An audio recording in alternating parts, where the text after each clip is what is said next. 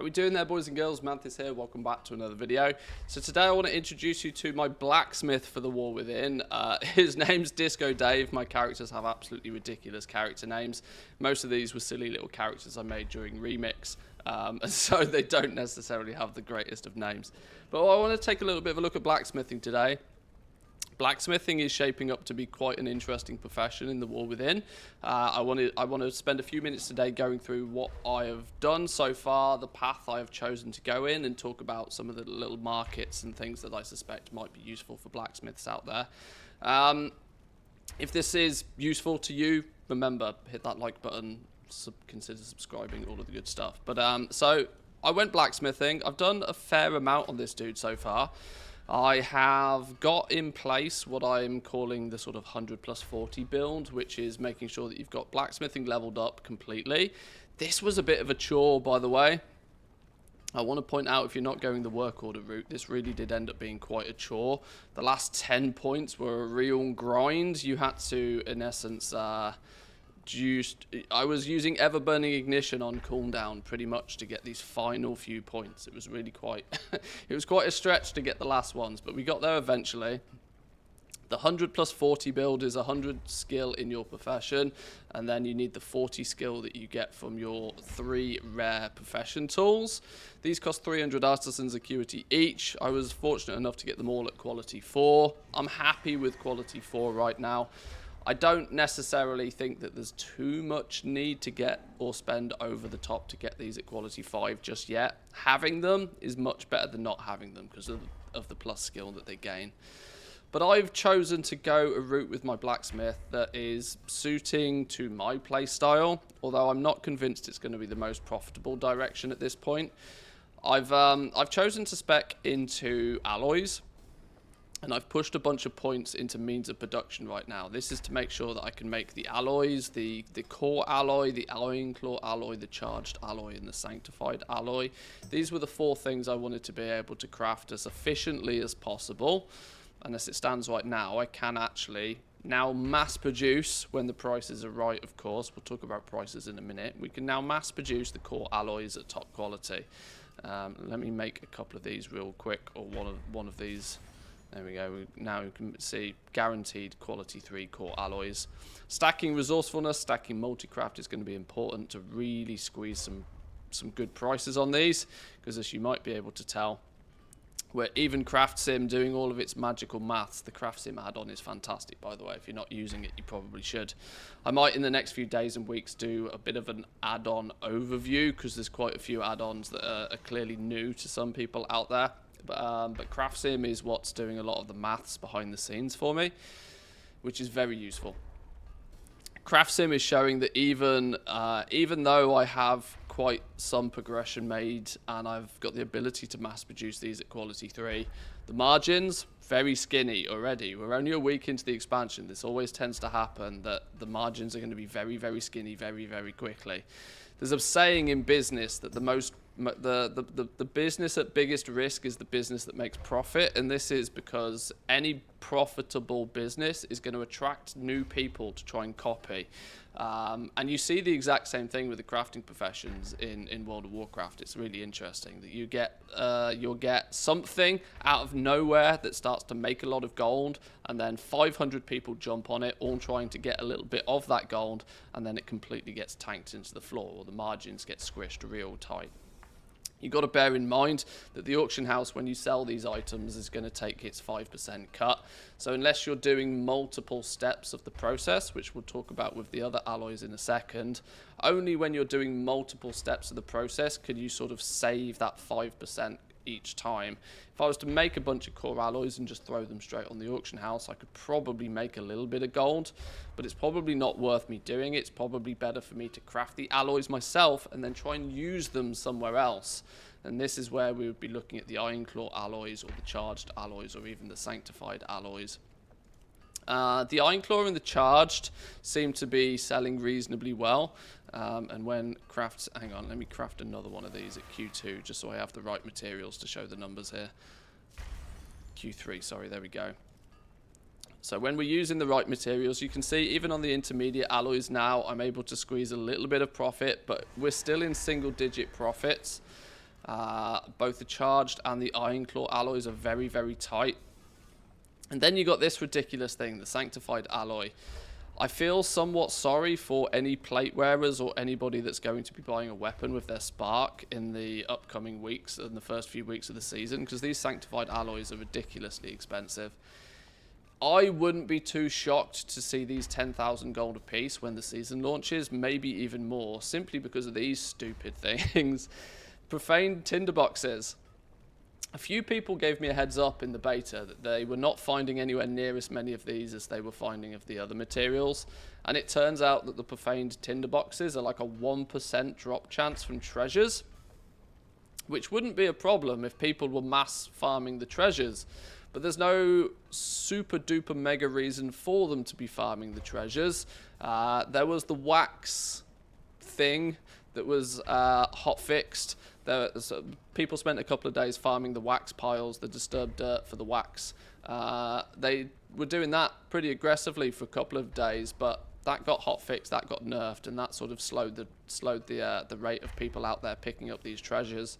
And I think only more so when we go into Season 1. A lot of people are doing world content right now. But when we go into Season 1, all of those people who are doing world content now might end up in their Mythic Plus dungeons. They might end up in the raids. They're going to be spending way less time out in the open world. And in turn, way less time potentially farming treasures. So meaning that these profane tinderboxes, albeit rare now, might end up being even more rare once the season launches and people, the supply of them slows down. I would say, though, that people are speculating pretty aggressively on these. This could be one of those kind of bubble situations as well. It could be that the price is only going as high as it's going right now on the basis of the fact that everybody's thinking the same. Everybody's thinking, are these going to be rare? Are these going to go up in price? And so I think the price is actually stabilized at about 6,000 gold a piece for these right now. But I think there's people that have got hundreds, if not thousands, of these squirreled away, and I reckon when the season launches, we might see the floodgates open a little bit. The experienced goblins out there will have seen this before, that a lot of the hype on something before a patch goes live will jack the price of that thing up really high and keep it really high, and then as soon as the season launches, everybody dumps their stock and it nosedives. So we'll see how these turn out, but I'm not stocking up many of these. I know some people have picked up a few. I'm going to believe it's a bubble, and I'm going to believe that there's going to be a flood of these when the season starts, because people will have stockpiled them, but we'll see. Anyway, this wasn't a speculation video about materials here. We were talking about blacksmithing. So blacksmithing already is pretty tight on its profit margins. If you have gone into the armor crafting route or the weapon crafting route, something more traditional to blacksmiths, your day probably hasn't come yet, I would say. I would imagine that you might start to see a trickle of work orders coming through, but until the season really kicks off, your shining moment hasn't really happened yet, so you're probably still in preparation mode. If you are going weaponsmithing, if you are going alloy smithing, maybe try and keep up to date with everything that's going on, keep your profession pushed forward. I'm still missing knowledge points, and if I'm still missing knowledge points, that means a lot of you guys are still missing knowledge points, and I imagine that there's a lot of people out there that have also got these knowledge points. So be prepared. Be prepared for people to have done some pretty aggressive blacksmithing. I, for one, am still missing 40 knowledge points. I don't have any of my 3 artisan security books.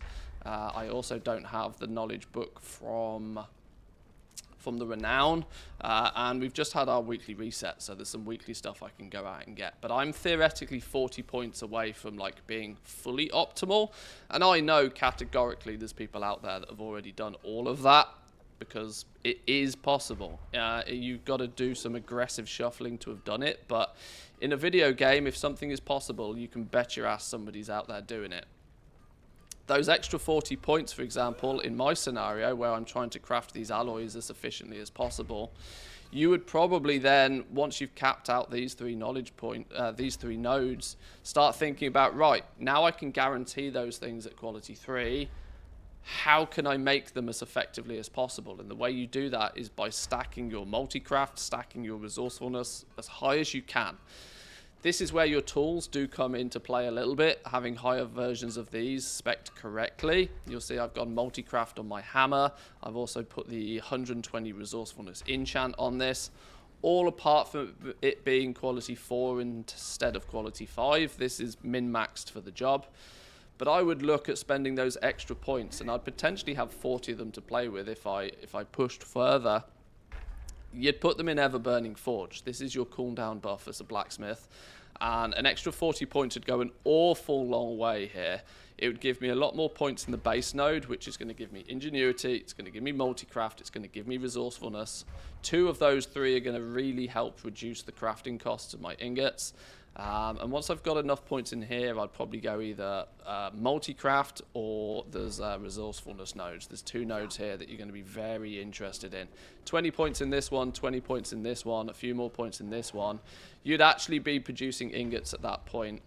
We looked at them here. What did I say they were? They were like single-digit profits, weren't they? They were like 8% profits. If I was to use my buff and to get like a big boost of multi-craft and a big boost of resourcefulness when I go out and craft these, all of a sudden that cuts the costs down a lot, and then you start to be able to make some gold with this. So I'm hoping that by the time the season launches, and by the time I've had the ability to get a little bit more of this on the go, then we should be in good standing with blacksmithing to produce a bunch of ingots, throw them up on the auction house, and then hopefully move on to another profession and repeat the same thing with another profession. That's my plan. That's my plan going forward. We've got a week until the season launches. Now is the time to get this stuff done, though. One thing I'm greatly slacking on is my renown. Please don't shoot me. I need these to renown 12 to 14, preferably ASAP. I'm not entirely sure I'm going to get that done in fairness, but we will see. We will see. So that, boys and girls, is my little overview in how I've been getting on personally with blacksmithing. I'm hoping there's something of value there for you guys, maybe some information that you can sort of look to use. Maybe you haven't spec'd the same way as me, but the logic there is the same. You want to maximize your stats as much as possible. He who has more stats tends to win, whether it be win the damage charts, whether it be defeat the bosses, whether it be craft at the cheapest price, farm the most materials. He who has most stats tends to win, so that's the plan for now. That's the plan. Give the video a like if you enjoyed it, boys and girls. Consider subscribing if you're new around here.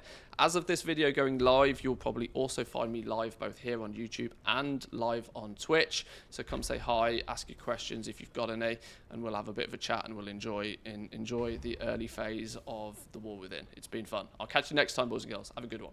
Peace.